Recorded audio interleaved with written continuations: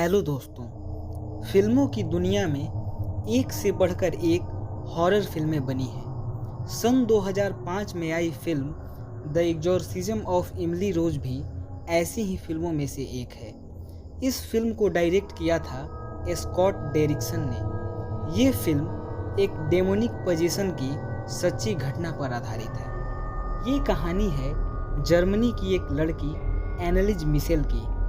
एनालिज Michel का जन्म 21 सितंबर 1952 ईस्वी को जर्मनी के एक शहर लीवर फ्लोरिंग में हुआ था। एनालिज की माता का नाम एना और पिता का नाम जोसेफ मिशेल था। एनालिज कैथोलिक फैमिली से थी और उनका परिवार बहुत ही धार्मिक परिवार था।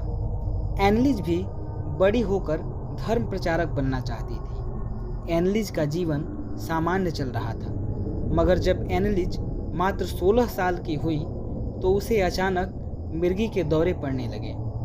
उसके मित्रों की माने तो एनालिज एक दिन अचानक ही क्लास में बेहोश होकर गिर गई। जैसे तैसे करके उसे घर पहुंचाया गया।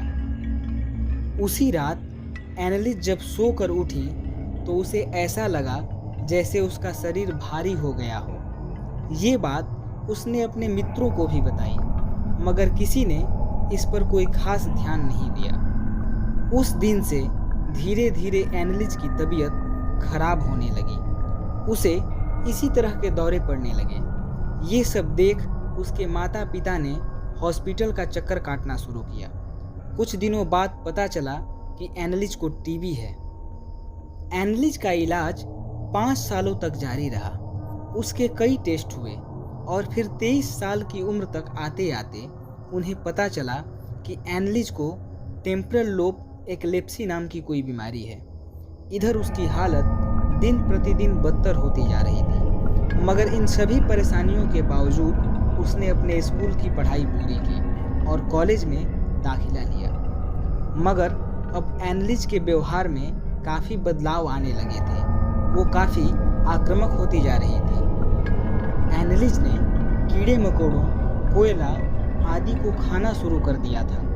इतना ही नहीं, एक बार तो उसने एक जिंदा चिड़िया के सर को काटकर खा लिया। इन सभी घटनाओं को देखकर उसके पेरेंट्स को लगने लगा कि एनालिज पर किसी शैतान का कब्जा है और उन्होंने चर्च से मदद मांगी। एक फादर जिनका नाम था एस्टर ऑड, वो उसके घर पहुँचे। जब वो वहाँ पहुँचे तो उन्होंने देखा कि एनालिज निर्जीव वस्तु की तरह जमीन पर पड़ी है और अपने ही पेशाब को जमीन से उठाकर पी रही है। एनालिज ने जैसे ही फादर को देखा वो जोर से हंसी। उसकी इस शैतानी हंसी को देखकर वो समझ गए कि उनके पास अब ज़्यादा समय नहीं है। उन्होंने एक और फादर जिनका नाम आर्नोल्ड रेस था, उनके साथ मिलकर एनालिज पर एग्जोर्सिज्म की प्रक्रिया शुरू की। मगर पहले ही दिन एनालिज का व्यवहार बहुत ही आक्रामक था। परिणाम स्वरूप उन्हें और प्रीस्ट की मदद लेनी पड़ी। एग्जोर्सिज्म की प्रक्रिया जारी रखी गई। इन क्रियाओं के दौरान वो इतना आक्रामक हो जाती थी कि उसे बिस्तर पर चेन से बांधना पड़ता था। कुछ दिनों तक चले एग्जोर्सिज्म के दौरान ये पता चला कि एनालिज पर 1-2 नहीं बल्कि 6 आत्माओं का कब्जा है। उनके नाम इस प्रकार हैं: नीरो, जो कि रोमन साम्राज्य के जूलियन क्लॉडियन डायनेस्टी का आखिरी शासक था; जुडास एस्कैरियट, जो कि जीसस के 12 शिष्यों और धर्म प्रचारक में से एक था। इसी ने 30 चांदी के सिक्कों के लिए जीसस के साथ धोखा किया था। कैन, एडम और ईव का बड़ा बेटा। हिटलर, इसे तो आप जानते ही होंगे, जर्मनी का क्रूर तानाशाह जिसने लाखों लोगों की जानें ले ली। वैलेंटीन फ्लैशमैन, 16वीं शताब्दी का एक बदनाम पादरी जिसे शराब पीने और हत्या के आरोप के कारण रोमन साम्राज्य ने बर्खास्त कर दिया था। लूसीफर, वही जो शैतान और बुराई का देवता है। मगर मुझे ऐसा लगता है कि एनालिज के शरीर में केवल लूसीफर का ही कब्जा था। बाकियों के नाम उसने पादरियों को भ्रमित करने के लिए लिया था। फादर रेंस और फादर पेस्टर एग्जोर्सिज्म की प्रक्रिया को ऑडियो कैसेट्स में रिकॉर्ड करते थे, जिनमें से एक रिकॉर्डिंग हम आपको सुनाने वाले हैं। तो आइए सुनते हैं इस रिकॉर्डिंग को।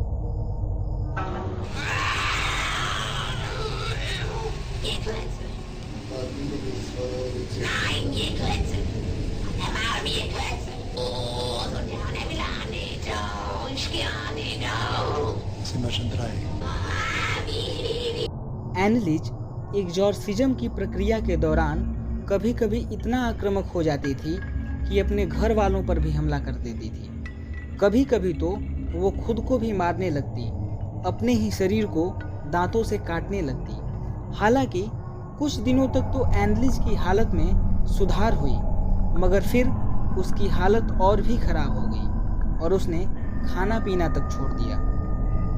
उसका कहना था कि उसके भीतर का शैतान उसे कुछ भी खाने नहीं देता। धीरे धीरे उसका स्वास्थ्य गिरने लगा, वो कुपोषण का शिकार हो गई। 10 महीनों तक एनलिज के ऊपर 67 बार एग्जॉर्सिज्म किया गया। 30 जून 1976 को एनलिज के ऊपर 67वां और आखिरी एग्जॉर्सिज्म किया गया।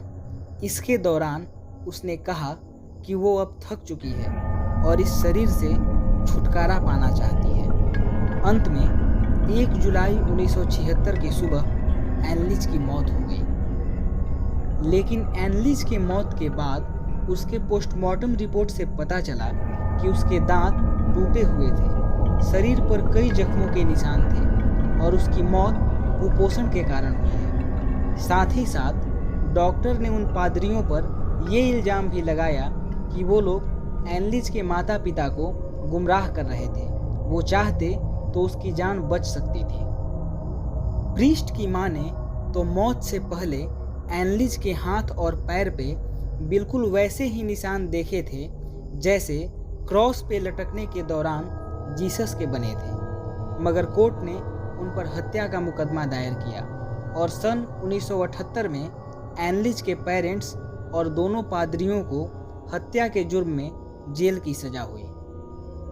मगर आज भी ये एक रहस्य है कि एनलिज पर वाकई शैतान का कब्जा था या वो किसी मानसिक बीमारी का शिकार थी। 2005 में आई फिल्म the exorcism of Emily Rose इसी एनलिज मिशेल के जीवन पर आधारित है। तो ये थी एनलिज मिशेल के जीवन की सच्ची घटना। अगर आपको ये कहानी अच्छी लगी तो वीडियो को लाइक करें और शेयर करें, और इसी तरह की कहानियों को सुनने के लिए हमारे चैनल को सब्सक्राइब करें। धन्यवाद।